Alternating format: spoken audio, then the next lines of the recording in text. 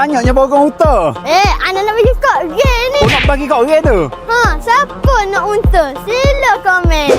Letih nak? Letih. Oh, banyak shopping. Review kan lah. Lagu mana barang awak beli tu? Boleh. Jom. Mula-mula kita start ni dulu. Ni biri-biri. Komen lah bibi nak. Tunjuk dekat lah sikit lah nak tengok ni. Pek gebu molek lah bulu dia nak. Tak ni. Berapa yak ni? Kau ni RM20. RM20. Diskaun 15. Diskaun 15. RM15. Okey. Tapi hak ni Ada bunyi tak? ada. Bunyi kambing. Ni kambing.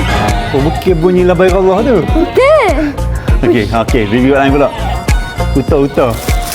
Hari ni hak ni pula. Ni unta pink. Oh, uta kalau pink ni.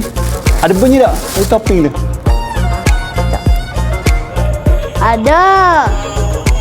Oh, ada labai Allah. Ada. Okey.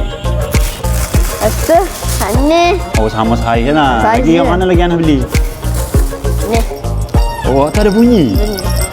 Bunyi loceng. Kau ni anak nak bagi kat orang semua ni? Oh, hutang lah tak? Siapa boleh hutang ni lah? Okey, kalau nak hutang ni lagu mana? Kena komen lah. Komen ke apa? Komen saya nak hutang.